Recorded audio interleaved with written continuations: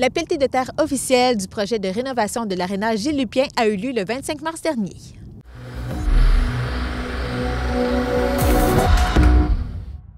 Aujourd'hui marque un moment historique pour la communauté de Brownsburg-Chatham. Le maire de Brownsburg-Chatham fait référence au lancement des travaux de cette bâtisse qui a été construite dans les années 50 et dont la gestion a été reprise récemment par la municipalité. Le bâtiment appartenait toujours à la ville de Brownsburg-Chatham, mais était sous contrôle de gestion de la MRC d'Argenteuil. Donc, c'est la MRC d'Argenteuil qui l'administrait sous une résolution. Donc, les maires ont accepté lors de ma mention de vouloir reprendre la gestion de l'aréna de Brownsburg-Chatham, d'accepter de voter pour aller vers une résolution où on redonnait la gestion en tant que telle à Brownsburg-Chatham. Une fois que cette gestion-là a été redonnée, ça nous a permis, bien sûr, de pouvoir convertir une subvention initiale qui était dans le but de convertir l'aréna en patinoire extérieure réfrigérée. Donc, on enlevait les murs, il y avait un toit, c'était réfrigéré, on pouvait jouer l'hiver, bien sûr, là, extérieur et l'été, principalement sur la dalle de ciment.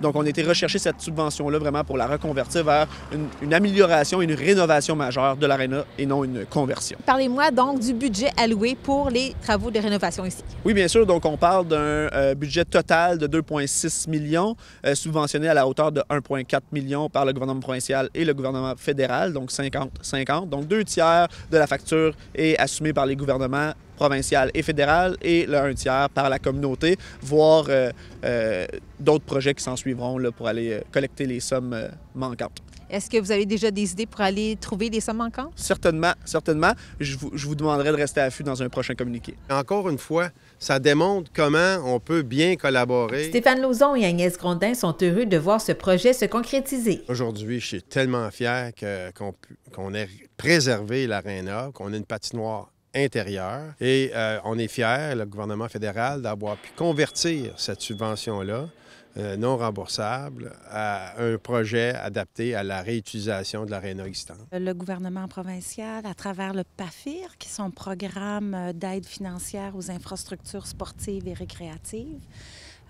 vient soutenir. Puis ça, c'est en collaboration avec le fédéral.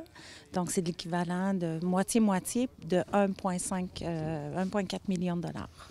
Et qu'est-ce que ça vous fait de savoir aussi que le projet, au fil du temps, a changé? Là, maintenant, on parle de rénovation. Avant, c'était une conversion. Bien, je trouve que ça prend du courage politique. C'est probablement le scénario qui est le plus près de la réalité, d'une part, des citoyens, ce qu'ils souhaitent, et citoyennes, ce qu'elles souhaitent, mais c'est aussi, à mes yeux, à moi, un courage politique, parce que c'est beaucoup plus difficile de rénover une icône comme ça. Ça peut engendrer des coûts, mais là, on voit l'investissement là, du milieu municipal, du conseil municipal, là, de dire ça, c'est une icône du quotidien, c'est un emblème dans le paysage de Brownsburg-Chatham et on y tient, puis on va mettre ce qu'il faut pour le rénover, le restaurer. Parlez-nous des différents travaux qui seront exécutés ici.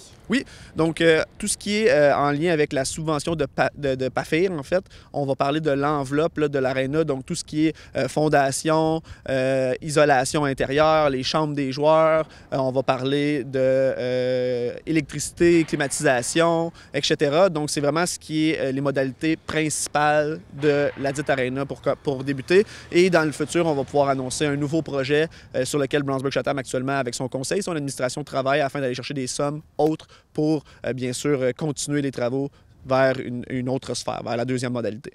Et quelle sera cette deuxième sphère? Cette deuxième modalité-là va comprendre, par exemple, le panneau d'affichage, les bandes, la Zamboni et bien plus. Au niveau de l'échéancier, on parle d'un échéancier qui est même plus court que ce qu'on avait estimé. Donc, on parle d'une reprise des activités intérieures pour le mois de août 2024 et une complétion des travaux, donc une fin des travaux pour septembre 2024. Quels seront les effets bénéfiques d'avoir ces rénovations ici? Oui, bien, ça va permettre, bien sûr, une attractivité au centre-ville de Brownsburg-Chatham. Ça va permettre de garder un patrimoine bâti avec un nom icône de notre communauté, soit M. Gilles Lupien. Donc, en complétant cette rénovation-là, ça va nous permettre justement d'aller offrir un service de qualité à la population, à la communauté, mais comme je le mentionne, de pouvoir l'ouvrir 12 mois par année. Donc, le bâtiment va être bénéfique pour toute la population 12 mois par année maintenant.